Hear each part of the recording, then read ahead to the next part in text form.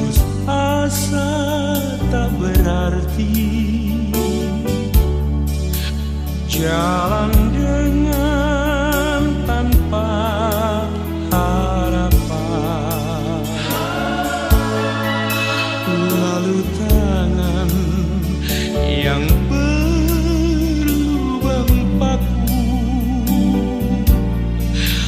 menjamah jadi hidup baru,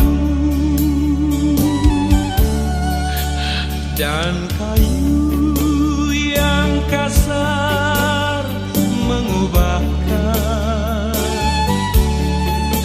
jalan hidup yang penuh kegagalan. Ku puji Dia selama-lamanya, sebab salib mengubah hidupku,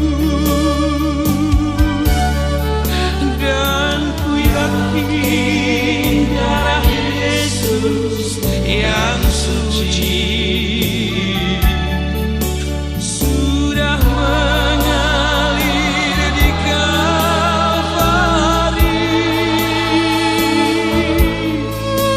Bila zaman berlalu, dunia mendebu, ku tetap pegang salib itu.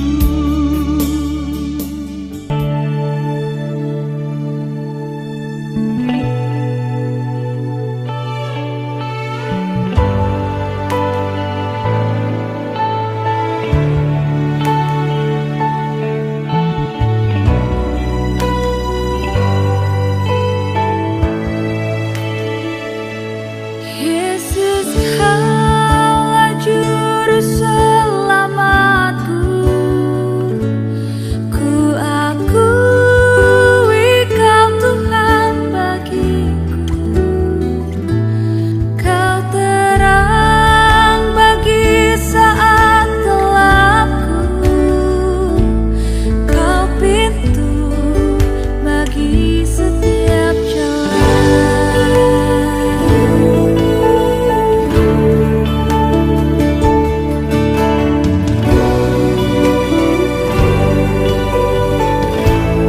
Firman jadi manusia,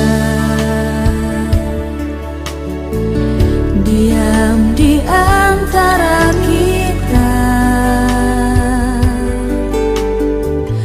Ada hidup terang bagi manusia. Engkau datang bagi kepunyaanmu.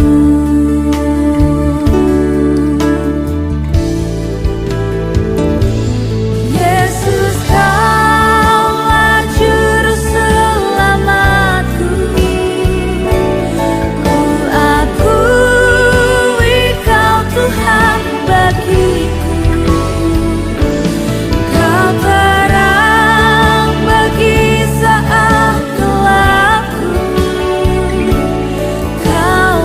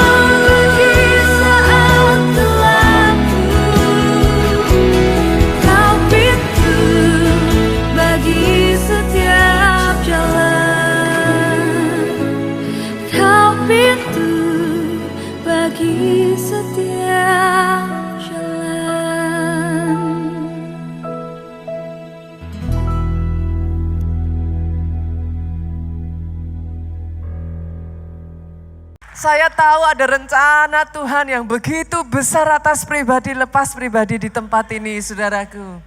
Minggu ini tanpa terasa ya, welcome November ya. Literally loh, saudaraku. Kita udah mau menutup 2026 loh. Yuk pakai waktu-waktu ini untuk kita evaluasi.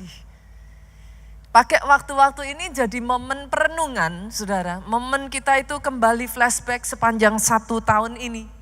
Dan firman Tuhan minggu ini, bulan ini, saudara, 1 bulan ini, saya beri judul Victory in the Mirror. Sebagian dari saudara akan tanya sama saya, what do you mean, Pastor? Apa sih maksudnya dari judul yang Pastor berikan gitu? Ketika saudara melihat ke cermin, maka apa yang saudara lihat? Nah, diri sendiri. Ketika kita bercermin, saudara, kita lihat ke cermin, maka kita melihat diri kita sendiri. Victory in the mirror, kemenangan di cermin, berbicara tentang kemenangan atas diri sendiri. Basically firman Tuhan selama 1 bulan ini akan mengajak saudara untuk upgrade. Jadi lebih baik, Pak. Becoming a better version of you. Jadi dirimu jangan jadi diri orang lain. You are beautiful just the way you are. Saudara sudah indah sebagaimana dirimu.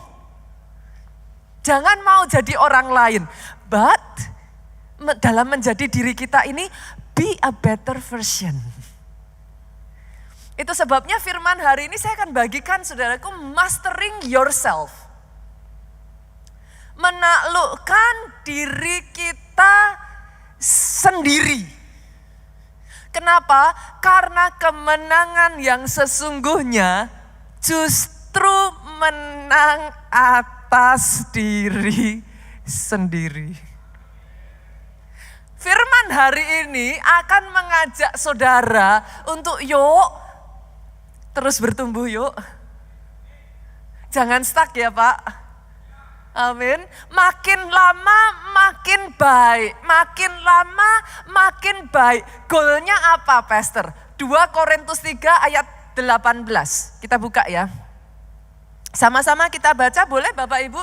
Saudara boleh lihat di depan 2 Korintus 3 ayatnya yang ke-18. Kita baca sama-sama yuk dengan suara keras 2, 3.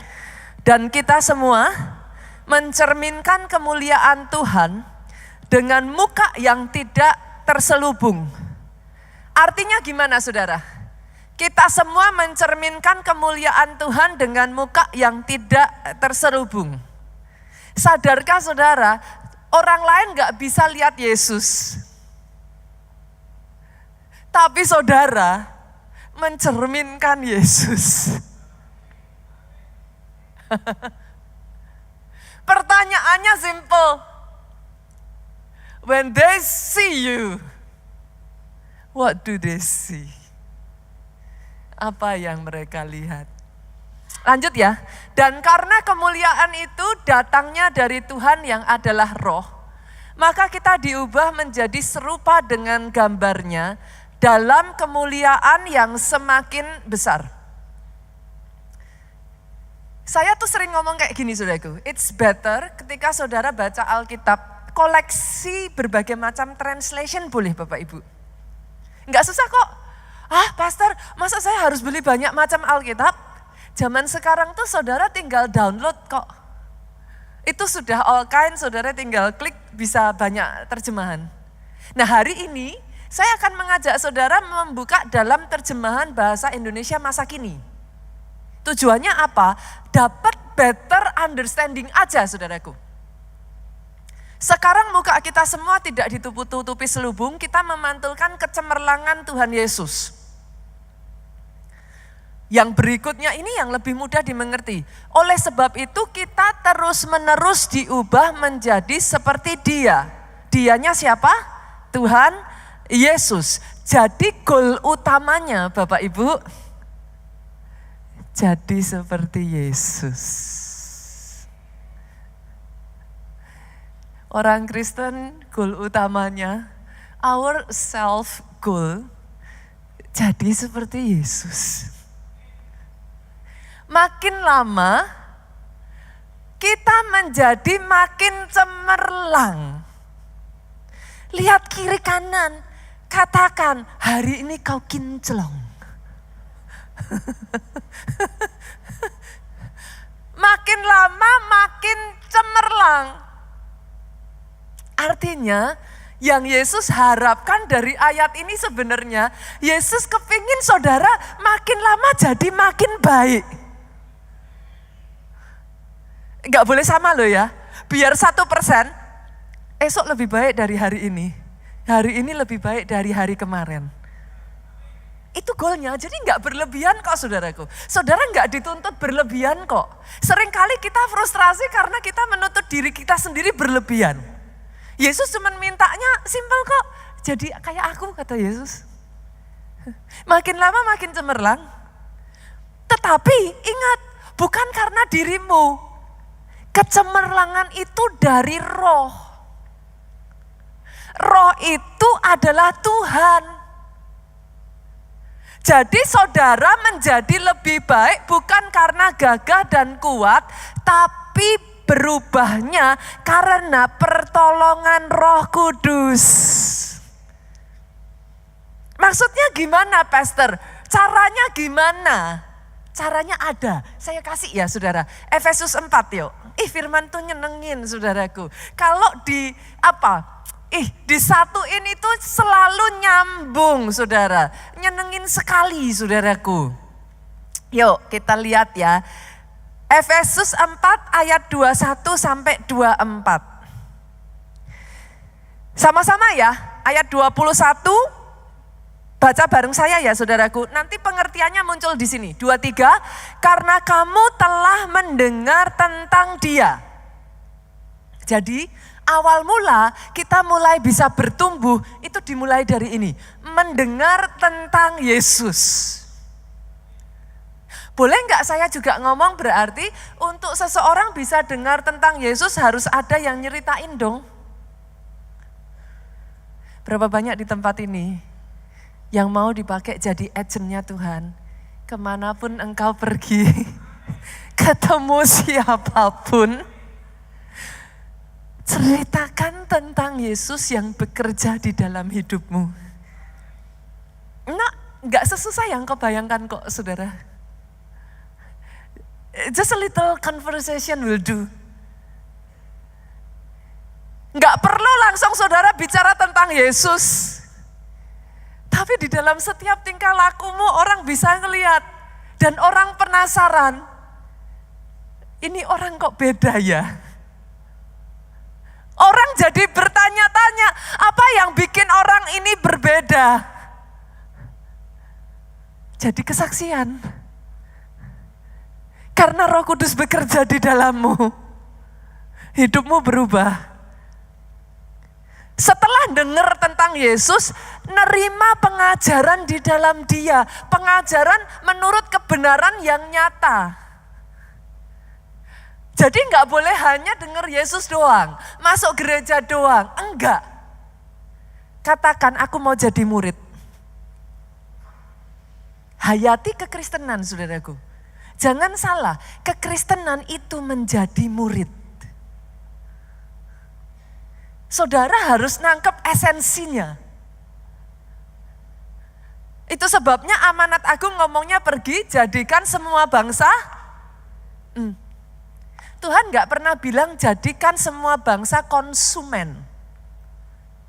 Apa beda murid dengan konsumen? Konsumen datang lihat-lihat kiri kanan, oke, bagus, I'll stay. Tapi di Jakarta kan pilihannya banyak ya Pak. Lihat lagi kiri kanan. Ada lagi nih yang lain. I will go. Kalau murid itu mendedikasikan dirinya untuk terus bertumbuh, untuk nerima pengajaran di dalam Dia, pastikan pengajarannya benar. Pastor, gimana saya tahu pengajarannya benar atau enggak? Enggak ada cara lain, senggol lagi kiri kanan. baca Alkitab. Lo balik lagi ke situ kok saudara. Mau sampai saudara bosan, ini pendeta nih ya nyebelin aja. Tiap khotbah bilangnya baca Alkitab, baca Alkitab. Kemarin saya tambah, bukan baca Alkitab saudara. Eat or you die. Konsumsi firman atau kau mati rohnya. Lo bener. Tubuh itu mirroring lo. Dari tubuh engkau bisa lihat yang terjadi di jiwa dan roh. Kalau tubuh butuh makan, jiwa roh butuh makan. Lah masalahnya makanannya roh kan firman. Kalau tubuh, Bu, punya anak dari bayi sampai sekarang gak dikasih makan, hidup gak Bu? Lah yang gak hidup. Roh sama. Eat or you die. No other choice. Lanjut lagi boleh ya saudara? Jadi, no. Masih di ayat yang tadi, maaf. Menerima pengajaran di dalam dia menurut kebenaran yang nyata dalam Kristus. Nah caranya gimana? Yaitu bahwa kamu berhubung dengan hidup kamu yang dahulu harus meninggalkan manusia lama. Kenapa ditinggalkan? Pastor, boleh nggak saya jadi orang Kristen tapi masih pakai manusia lama? Ya nggak apa-apa. Tapi kenapa disuruh ninggalin? Karena manusia lama menemui kebinasaannya oleh nafsunya yang menyesatkan. Jadi kalau saudara ikutin terus, lama-lama ujungnya binasa. Jadi disuruh Tuhan berubah itu bukan karena Tuhan jahat. Enggak, Tuhan udah tahu. Kalau diikutin terus nafsunya ujungnya menyesatkan, binasa. Amazing ya saudara. Dia yang menciptakan saudara. Tahu tuh onderdil dalamnya saudara. Kalau digeber terus, kita nggak berubah, ujungnya menemui kebinasaan oleh nafsu kita sendiri. Makanya setelah itu, yuk ayat berikutnya, yang ke-23, gimana caranya bisa berubah? Dibaharui dalam roh dan pikiran. Rohnya dulu. Yang tadinya dengar firman ngantuk Pak. Sekarang dengar firman kayak ada kehausan. Berasa gak Bapak Ibu? Yang tadinya ke gereja males, sekarang kangen. Kalau enggak ke gereja ada yang hilang. Itu apa saudara? Roh saudara diperbaharui itu. Roh Kudus sedang mengerjakan. Jadi buat saudara yang berkata, Pastor, saya tuh kok rasanya masih jauh banget ya Pastor. Hidup saya tuh rasanya kok masih jauh banget ya. Kayaknya saya datang ke gereja dengar khotbah di keluarga Allah nih kok rasanya saya jelek banget ya pastor ya. Jangan takut saudara. Dia sedang mengerjakan hidupmu. Nanti gak berasa dipoles. Dipoles lagi. Tiba-tiba saudara heran. Kok pikiran saya udah berubah ya. Dulu memberi kerugian. Pastor, kok beri? Rugi. Harus selalu nerima. Sekarang tahu, memberi lebih baik dari menerima. Tadinya orang lain bilang, pastor tuh ya, ibu yang satu tuh, pelit bin gudil. Kalau orang Jawa bilang ya saudaraku, udah pelit gudil, itu apa? Pelitnya pelit, saudaraku. Tapi setelah ada pembaharuan pikiran, pembaharuan roh, Tuhan pakai loh, Tuhan jamah hatinya. Jadi menyadari terlebih berkat memberi daripada menerima. Ada orang yang menyebar harta tapi enggak menjadi miskin. Lo sadari saudara, filosofi dunia dengan firman itu beda. Akhirnya jadi bisa mengenakan manusia baru. Manusia baru ini diciptakan menurut kehendak Allah, hidup dalam kebenaran dan kekudusan. Menyadari. Bukan jadi orang Kristen enggak enak ya, harus hidup kudus. Enggak, menyadari. Kalau mau diikuti nafsunya terus, ujungnya binasa, sesat. Hilang, lost. Saudara, make sense yang saya sampaikan ini?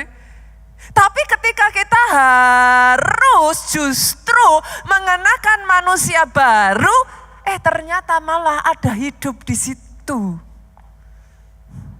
Yang lama telah berlalu, yang lama dikubur, sekarang keluar jadi manusia baru, Bu. Itu bicara apa? Baptis.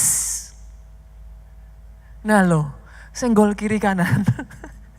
Yang belum baptis udah jadi orang Kristen 5 tahun, 10 tahun, sampai sekarang mau baptis gini. Maju mundur, kayak Syahrini. Saudara. Ayo baptis. Pastor, kenapa harus dibaptis? Saudara, sorry ya kalau saya keras ya. Baptisan bukan pilihan. Selama ini kalau jadi orang Kristen berpikir baptisan itu pilihan.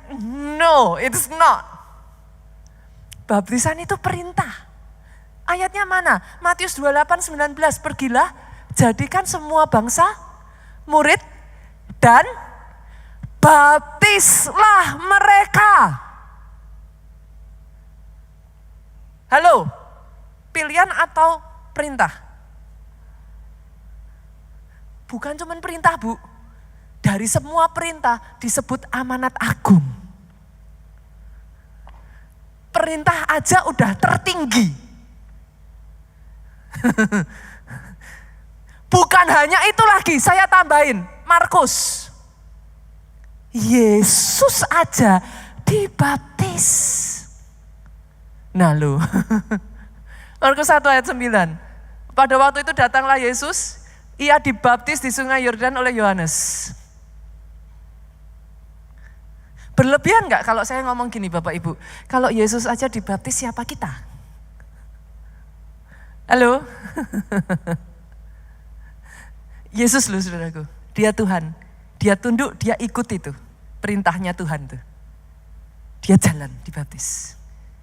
Bukan hanya itu, Kisah Rasul 2, buka saudaraku. Ayatnya yang ke-38. Bertobatlah, disuruh bertobatlah.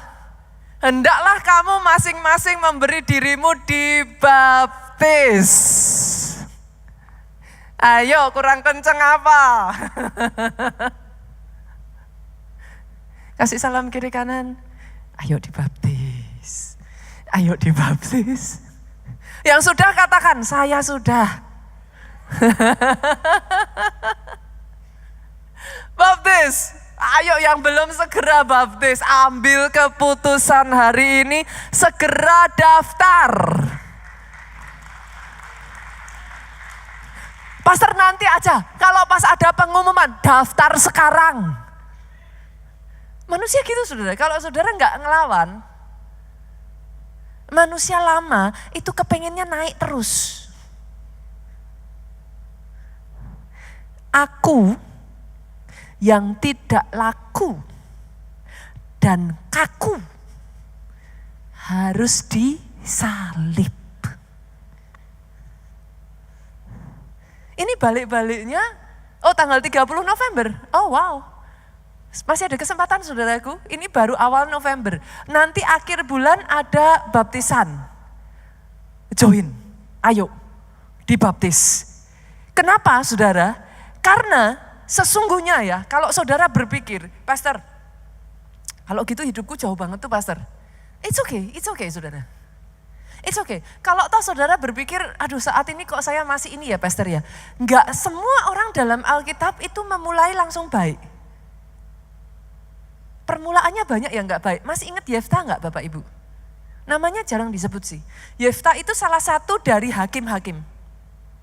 Tapi tahukah saudara siapa Yefta? Yefta ini, maaf kata saudaraku, Alkitab mencatat dia ini, maaf sekali lagi maafkan saya saudaraku, dia ini anak perempuan sundal. Bukan hanya dia anak perempuan sundal, dia dibuang. Karena dia dibuang, dia hidup dengan orang yang gak jelas latar belakangnya. Akhirnya Yefta ini jadi perampok. Cuman sorry loh saudara, saya tuh menemukan Tuhan kita, Yesus kita tuh punya hobi yang unik. Dari sejak awal kau diciptakan, Tuhanmu hobi ngumpulin debu. Kita ini debu dan tanah tuh. Nah, dikumpulkan tuh sama Tuhan. Dia tuh hobi ngumpulin debu. Dia itu hobi merubah yang tadinya sampah jadi kinclong. Itu hobinya Yesus, saudara. Yefta, dia itu udah orang buangan, dia jadi perampok, saudaraku. Sama bangsanya dijauhi, ditakuti. Sampai ketemu Tuhan, dirubah from zero, jadi pahlawan bangsa Israel, jadi hakim-hakim. Apa gak keren Tuhan kita? Masih ingat Saulus? Penganiaya orang Kristen, orang yang ditakuti, diubah jadi Paulus. Bagi dia tidak ada yang terlalu sukar. Dia ahlinya mengubah air jadi anggur. Maka hidupmu yang hambar saat ini, dia ubahkan jadi manis. Dijadikan.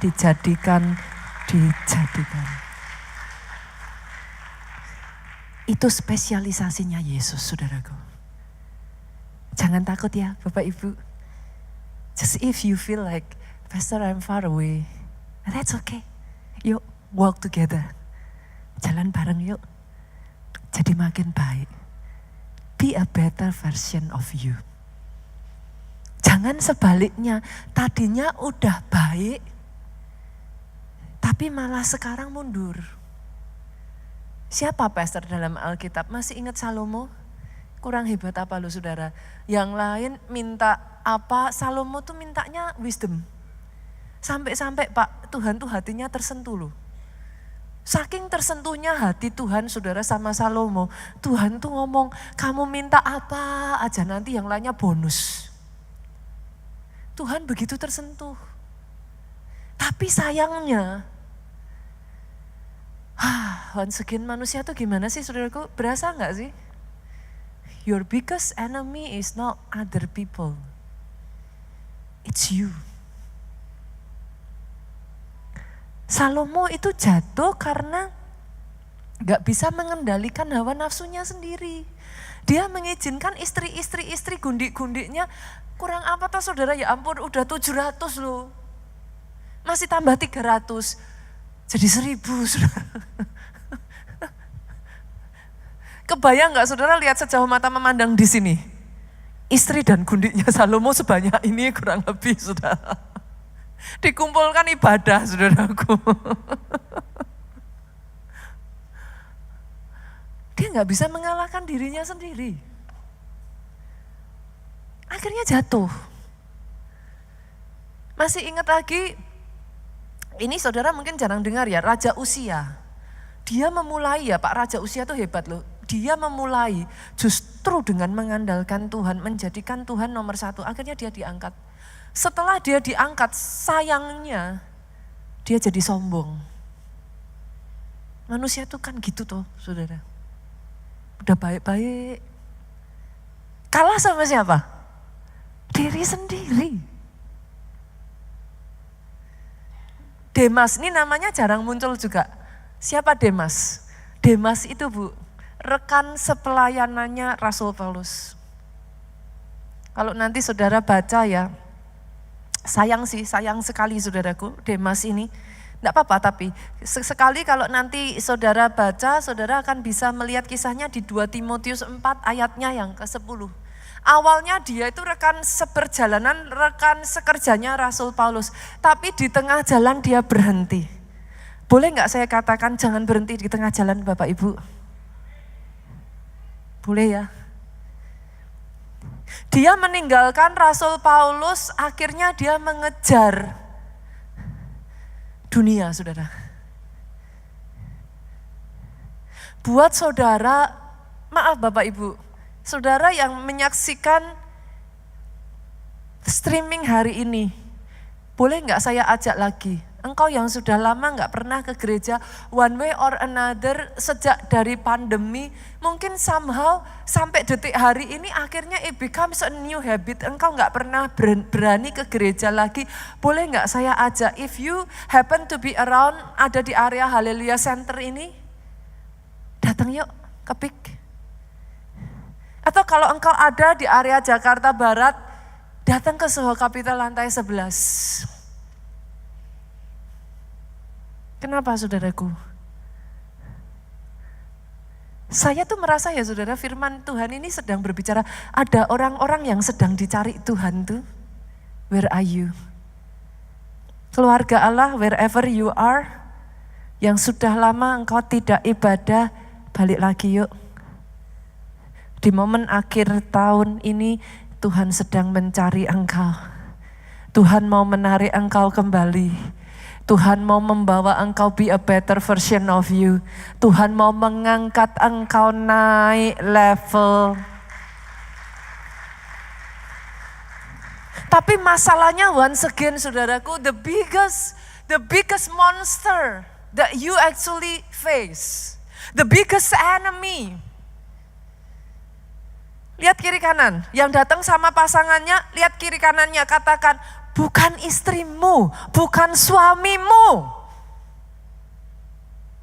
Pegang tangannya, peluk suamimu, peluk istrimu, katakan kamu bukan musuhku Pak. Kita berteman, kita teletabis, berpelukan. Musuhmu bukan pasanganmu. Halo, bukan teman sepelayanan, bukan darah daging kata firman Tuhan.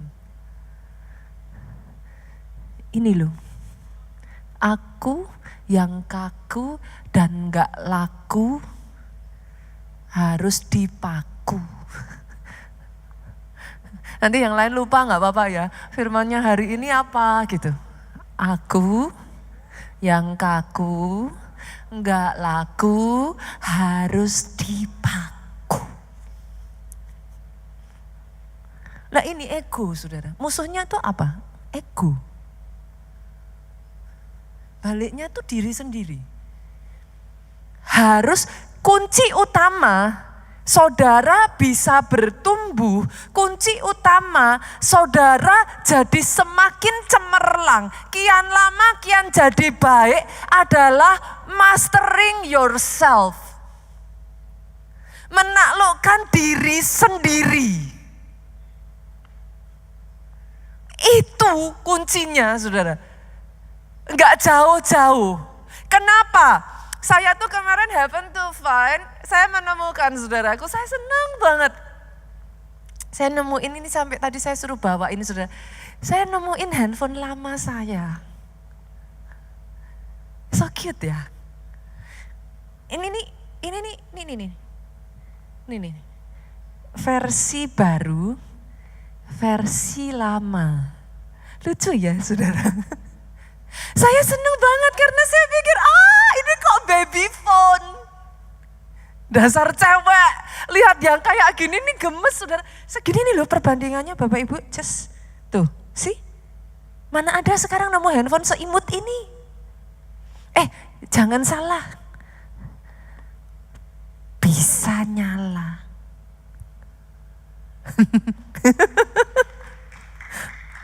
Saya senang, waktu saya buka dia nyala saudaraku, saya happy banget, saya mau pakai. Begitu saya mau pakai, mau saya install, nggak bisa. Tuh. Kalau saudara nggak ngalahin diri sendiri ya, manusia lama terus dipakai ya. Ini jadinya cuman ini saudara, imut, lucu. Apa? Jadinya apa? Kayak dinosaurus itu apa namanya saudara? Apa? Ini saudaraku, Dia keren. Dia cantik. Tapi senggol kiri kanan nggak bisa dipakai. Fosil. Ya bisanya cuman ini doang saudaraku, kalkulator. Apa? Bisanya cuman nggak tahu nih. Kemarin saya coba nggak bisa ini. Lihat tanggal kalender bisa. Kalau saudara nggak nanggalin manusia lama, terus jadi kayak handphone saya ini, nggak bisa dipakai Tuhan. Aku yang kaku dan nggak laku harus dipaku. Sama seperti handphone ini, nggak bisa dipakai. Handphone baru aja harus di-upgrade terus toh. Engkau harus di-upgrade. Makin lama jadi makin seperti Yesus. Mengalahkan, menaklukkan diri sendiri. Itu dimulai, saudaraku, dimulai dari menaklukkan egomu. Boleh nggak kita belajar sedikit yuk? Pastor, apa sih sebenarnya itu ego? Tadi saya dengar Pastor bilang saya harus mengalahkan ego saya. Apa itu ego? Ego adalah dorongan dalam diri kita untuk menempatkan diri kita sendiri sebagai pusat yang utama. Jadi sebuah dorongan yang muncul dari dalam diri to make ourselves as the first. The most important. Itu sebabnya saudara mengenal kata egois. Apa itu egois? Egois adalah istilah yang intinya diriku nomor satu. Yang aku rasakan yang paling penting. Orang lain gak penting. Tapi saya nggak nyaman, Pastor. Saya nggak enak. Saya nggak suka. Kalau saya sudah nggak suka, orang lain suka, nggak peduli. Yang penting sayanya yang suka. Orang lain nggak suka, terserah dia. Disebut egois.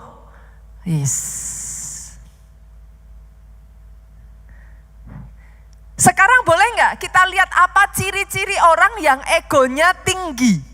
Berarti dorongan dalam dirinya untuk jadi yang utama itu tinggi. Ciri-cirinya apa saudaraku? Nah yuk kita lihat ya.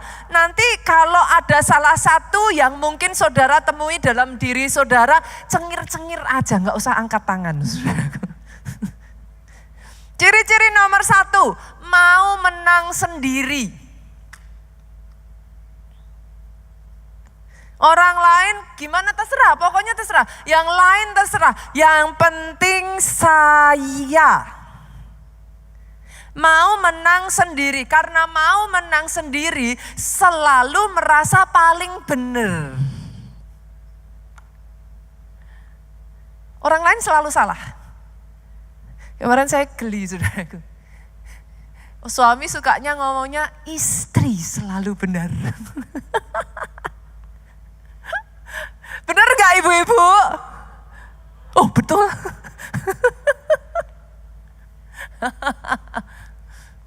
Saudara jadi bisa ngelihat gak? Suami istri kalau bertengkar, siapa benar siapa salah saudara? Hah? Yang mana? Istri benar, hidup istri. Suami mana suaranya? Hah? Udahlah ngalah aja katanya. Waduh bapak-bapak luar biasa dah. Saudara sadar gak saudara? Suami istri bertengkar, siapa benar siapa salah gak penting. Kalau gak ada yang mau ngalah, dua-duanya kalah.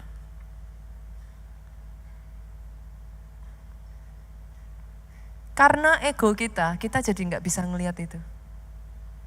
Pokoknya saya mau dituruti Bu, dia dulu. Kalau dia belum mau berubah, jangan harap saya udah, nggak usah bicara yang lain, udah terserah. Memangnya di dunia ini laki cuma satu.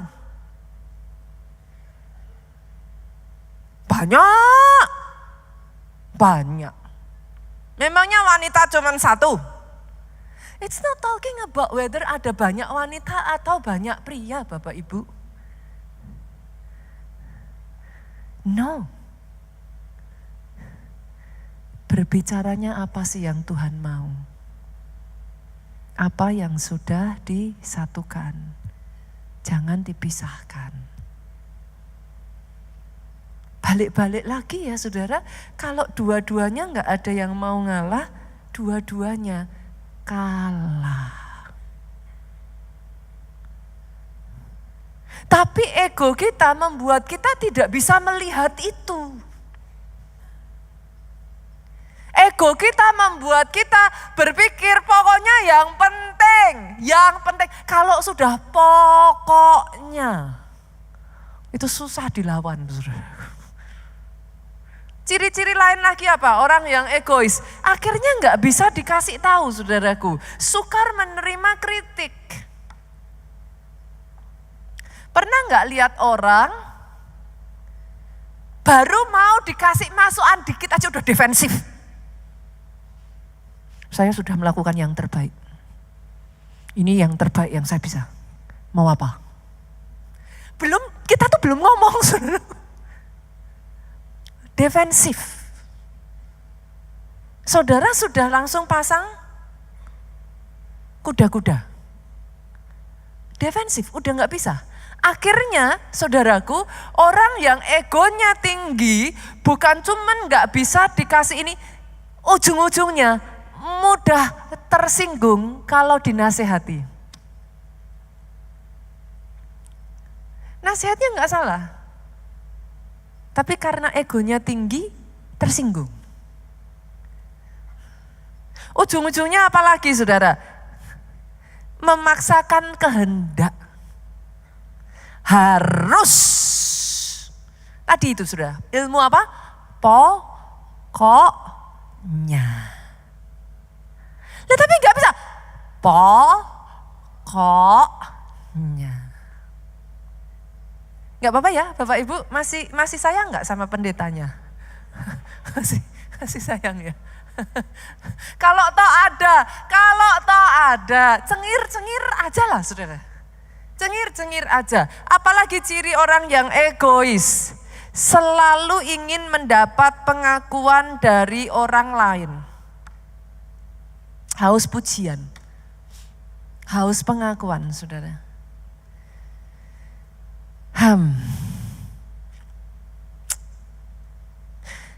Simpelnya gini, semua orang punya ego. Jadi kalau saudara merasa tadi salah satu tadi ada dalam diri saudara, don't feel bad. Semua orang punya ego, tapi harus ditaklukkan. Dia harus makin besar, kita harus makin kecil. Itu bedanya filosofi dunia dengan firman. Kalau filosofi dunia ngomong gini saudara, buktikan dirimu. Tunjukkan. Orang dunia tuh ngomongnya gini, kamu, maaf kalau kata-kata saya dirasa kasar ya Bapak Ibu ya. Kamu boleh brengsek, kamu boleh kasar, kamu boleh gak karu-karuan, yang penting berprestasi. Itu dunia. Kalau di dalam Tuhan enggak. Disuruhnya, saudaraku, kalau di dalam Tuhan 1 Petrus 5 ayatnya yang ke-6. Rendahkan dirimu di bawah tangan Tuhan, maka Ia akan meninggikanmu pada waktunya. Saudara bisa melihat enggak sebeda itu loh. Makanya kenapa disuruh berubah di dalam pembaharuan budi. Karena kalau enggak, ngikutinya jadi kayak yang dunia terus gitu. Dunia bilang enggak apa-apa, it's okay. Kamu jelek, kamu mau sukamu sendiri. Kamu mau kasar, kamu mau ngerusak hidupmu. That's fine, hidup-hidupmu. Mulut-mulutmu, kan gitu orang bilangnya. Kenapa? Tidak. No, because karena kau ada yang punya. Kita menyebut diri kita ciptaan dan dia pencipta. Artinya he is the creator. He owns us. Mulut ini ada yang punya. Jari ini kalau mau nulis status ada yang punya. Zaman sekarang itu kan bukan hanya mulut tuh saudaraku. Katanya lidah tak bertulang. Jari juga tak bertulang kayaknya. Kan?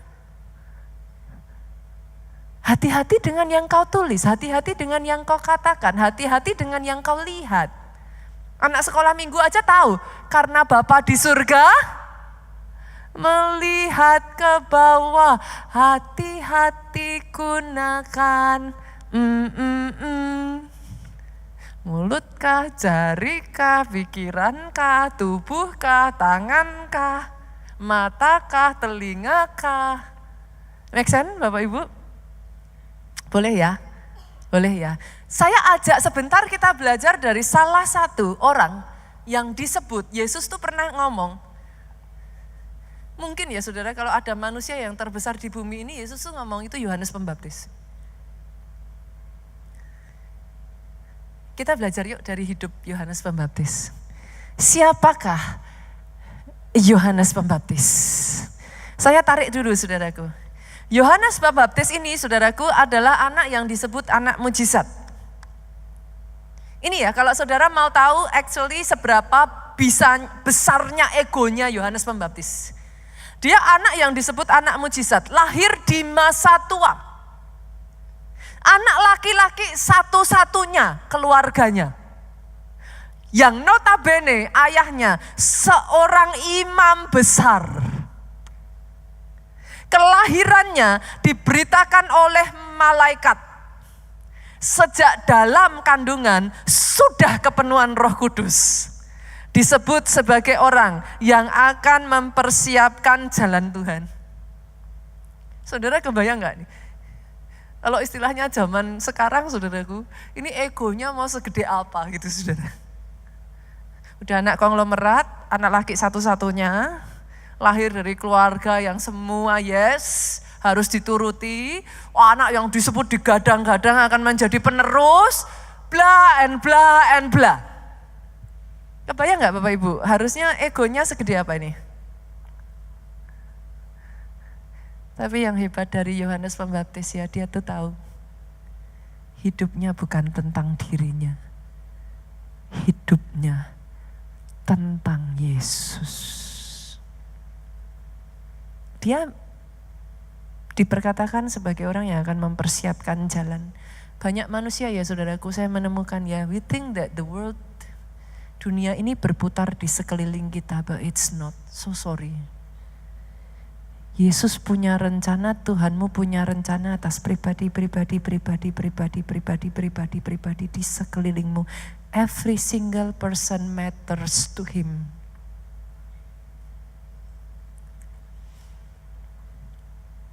Dia punya rencana atas kota Jakarta ini.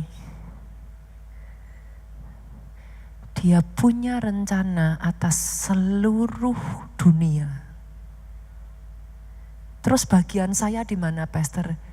Kita ada di dalam agenda untuk rencana Tuhan yang besar ini.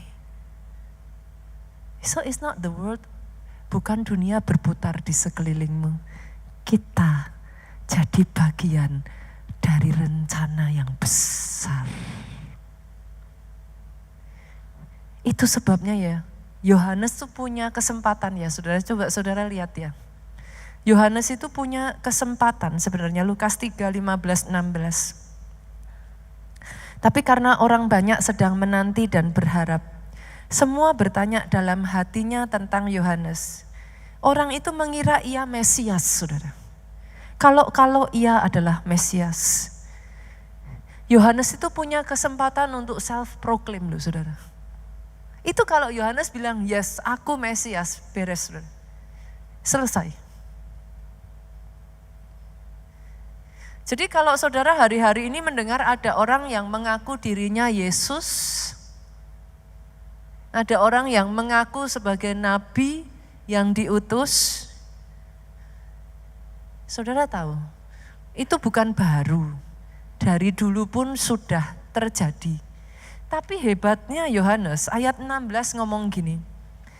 Yohanes menjawab dan berkata kepada semua orang itu, aku membaptis kamu dengan air, tetapi ia yang lebih berkuasa daripadaku akan datang. Ini kata-kata Yohanes, exactly ini saudaraku. Dan membuka tali kasutnya pun aku tidak layak. Ia akan membaptis kamu dengan Roh Kudus dan dengan api.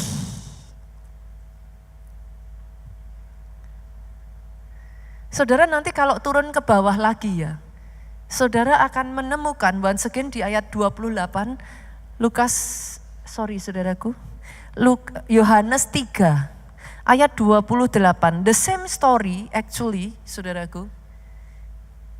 The same story tapi dari kitab yang berbeda. Yohanes itu ngomong gini, kamu sendiri dapat memberi kesaksian. Aku telah berkata, aku bukan Mesias.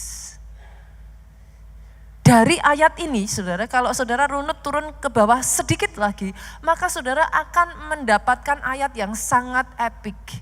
Ayatnya yang ke-30, Yohanes 3:30 tadi yang saya katakan. Apa saudara? Sama-sama yuk, 2-3, dengan suara paling keras. Ia harus semakin besar, tetapi aku harus semakin kecil.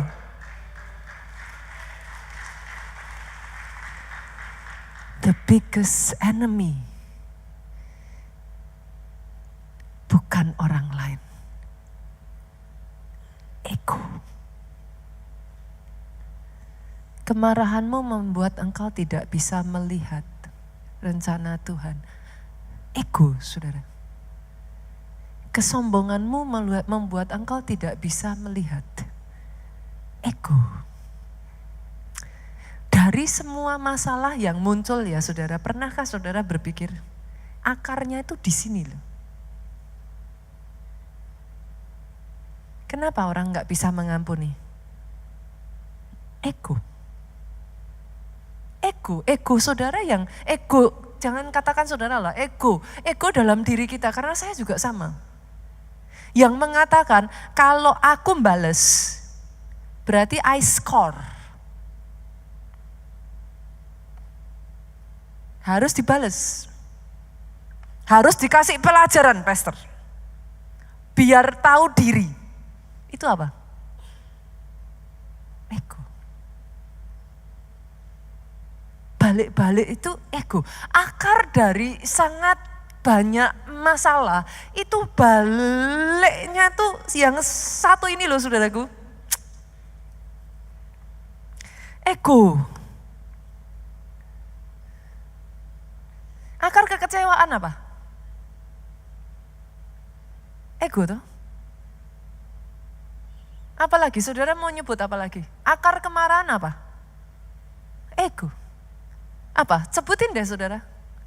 Apalagi? Balik-baliknya itu ego. Harus ditunjukkan. Kalau saya marah, kalau enggak seperti itu, enggak kelar-kelar pastor. Memangnya dia siapa? Belum tahu saya siapa. Itu apa? Tapi kalau mau narik dari Yesus ngasih contohnya apa? Dia mati di atas kayu salib, saudara. Gimana ya ngomongnya ya?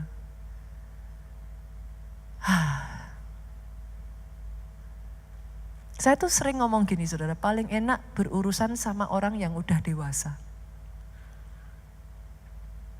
Kalau berurusan dengan kanak-kanak, capek dah. Lihat kiri kanan katakan, kamu yang sudah dewasa. Boleh Bapak Ibu?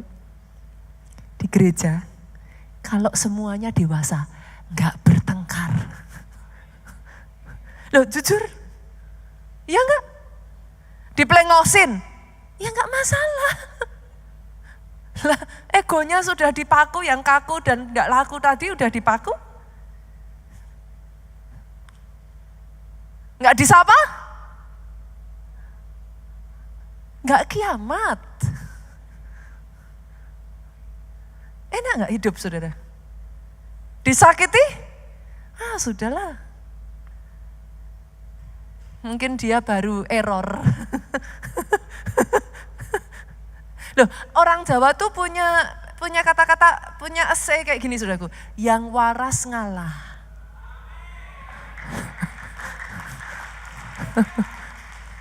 Loh, bener gak? Enak gak kalau gitu? Hidup ringan? Ringan. Bapak Ibu. Tapi kok berat ya Pastor? Aduh ya ampun Pastor. Kok berat rasanya? Ego. Firman hari ini ya saudaraku mengajak kita bersama ya di akhir penghujung tahun ini ya. Yuk kita introspeksi. Ini saya nggak hanya berbicara tentang, ketika saya berbicara kepada saudara ya, I'm talking to myself. Yesus sudah ngasih contoh yang begitu indah saudaraku. Kadang saya tuh kalau mau cerita contohnya Yesus tuh saya pasti nangis saudara. Satu-satunya cara mengalahkan ego gak ada yang lain. Belajar jadi hamba. Belajar melayani. Matius 20. Yuk kita buka ya. Matius 20 ayatnya yang ke-28, sama seperti anak manusia datang bukan untuk dilayani, melainkan untuk melayani dan untuk memberikan nyawanya menjadi tebusan bagi banyak orang. Yesus itu Tuhan. Saya tuh kalau cerita yang satu ini pasti selalu rasanya di hati itu kayak gitu sudah. Yesus itu Tuhan, jadi manusia. Dalam wujudnya yang manusia, yang mana dia adalah Tuhan. Dia itu seorang guru. Zaman dulu guru itu dilayani, guru itu yang harus diinikan saudaraku. Tapi dalam wujudnya yang adalah manusia dan menjadi guru, Yesus itu membasuh kaki murid-muridnya loh saudara. Itu buat saya itu sering saya gak terima saudara. Ketika dia membasuh kaki murid-muridnya itu, Yesus tuh gak ngomong sama muridnya lakukan juga ke aku ya. Enggak. Dia ngomong lakukan itu satu dengan yang lain. Itu saya sering, di situ tuh sering saya belajar saudaraku. Kerendahan hati Yesus. Dia ngasih contoh itu bukan supaya saudara ngelakuin itu ke dia. Dia ngasih contoh itu, dia ngomong. Dia memberikan kepada saudara sebuah teladan. Kalau ada orang yang merendahkan engkau, at least aku sudah pernah basuh kakimu, basuh kaki mereka. Itu buat saya meaningnya dalam sekali saudara. Itu satu teladan yang Yesus tinggalkan. Dia mintanya itu apa saudara? Jadikan kami satu seperti kerinduanmu, agar dunia tahu bukti nyata dari kasihmu. Yesus titipnya itu. Ya ampun Tuhan Yesus. Itu sebabnya saudaraku, tahukah saudara melayani itu baik? Saudara yang belum melayani, yuk saya ajak melayani yuk. Kenapa? Gini saudaraku, jadikan pelayananmu bukan sebagai satu, mengisi waktu luang, bukan. Jadikan pelayananmu bukan sebagai cara engkau diakui. Jadikan pelayananmu bukan sebagai cara engkau mendapat pujian, tapi jadikan pelayananmu sebagai dedikasi untuk engkau melatih egomu ini, sehingga ego ini bisa dikalahkan. Setiap kali engkau merasa sakit, tertusuk perkataan orang, sakit karena orang lain menyakiti engkau, sakit karena enggak dihargai, sakit karena enggak mendapat pujian, sakit karena setiap apa yang sudah engkau lakukan seolah-olah enggak ada yang lihat. Jadikan itu dedikasimu sebagai caramu memikul salib. Bukan karena orang lain ngelakuin, no. Tapi karena dalam kondisinya yang adalah Tuhan menjadi seorang guru, dia sudah membasuh kakimu. Dia mati di atas kayu salib itu buat engkau. Every single time, saudaraku, saya mengalami di dalam kehidupan saya ketika saya diinjak, ketika saya dipermalukan, ketika saya ditinggalkan, ketika saya dikhianati, ketika saya diperlakukan tidak pada semestinya, ketika saya diperlakukan dengan tidak adil, saya ngomong sama Yesus, saya ngelakuin ini untuk Engkau Tuhan. Kalau saudara masih ingat kisah Yesus membasuh murid-muridnya, gak ada satupun muridnya yang membasuh kaki Yesus. Bisa gak itu dilakukan? Even though Yesus gak minta. Tapi Alkitab tak pernah mencatat itu.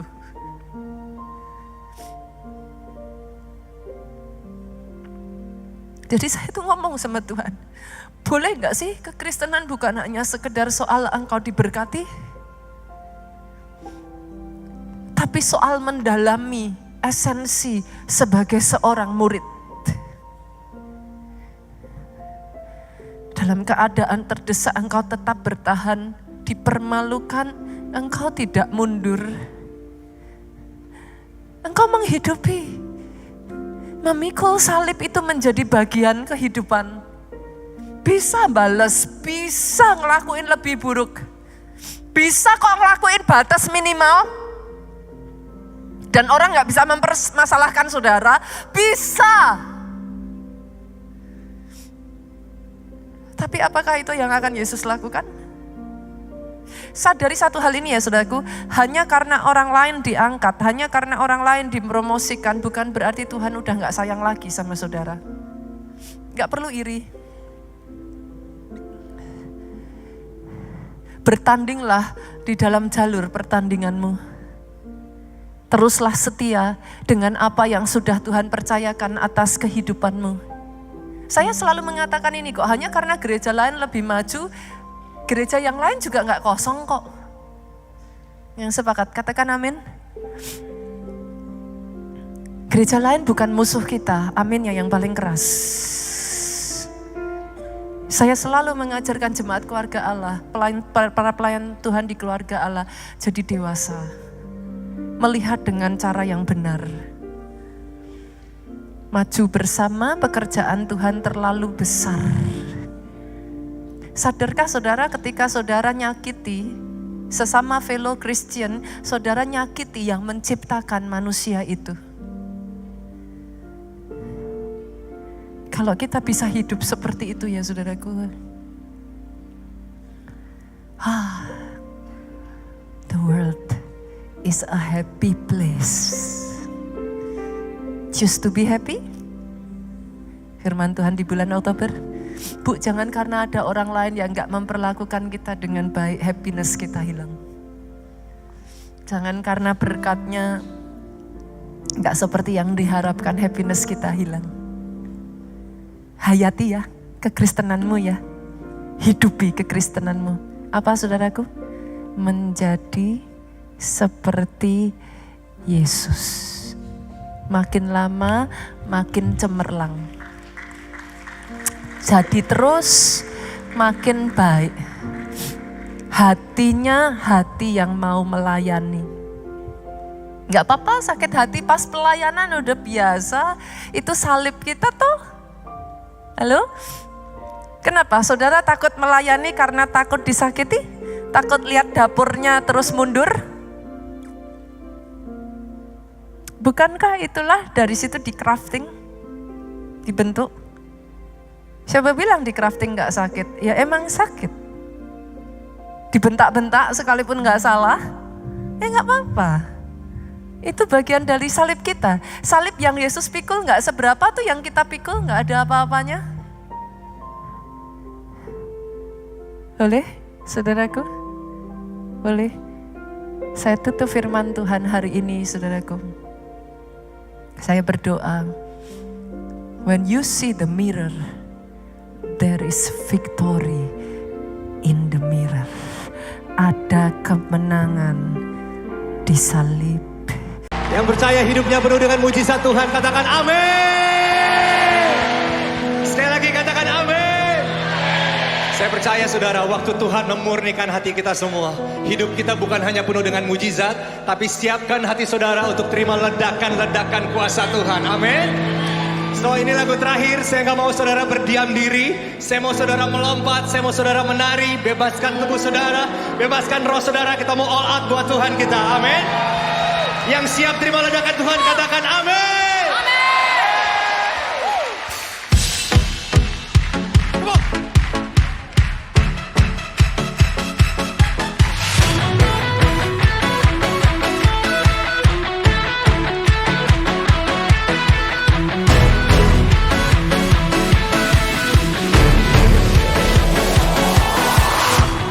Bila rohmu bekerja, tiada yang dapat hentikan.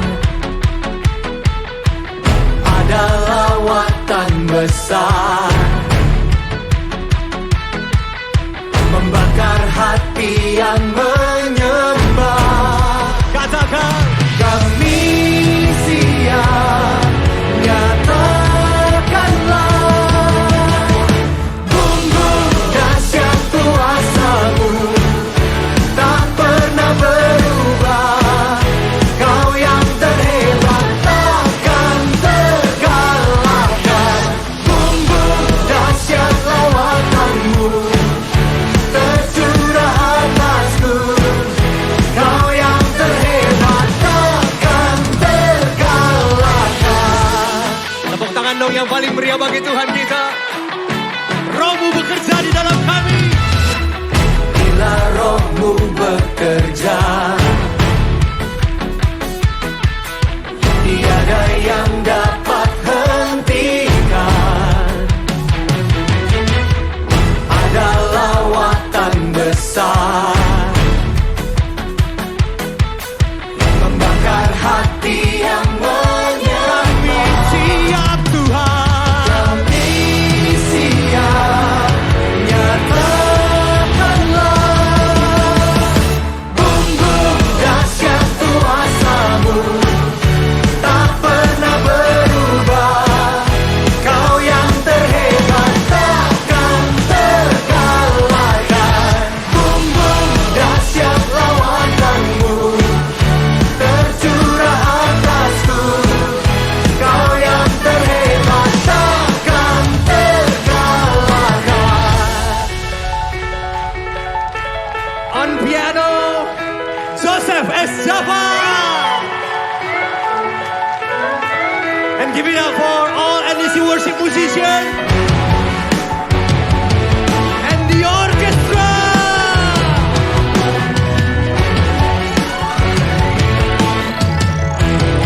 Come on. Kami siap, nyatakanlah. Kami siap, nyatakanlah.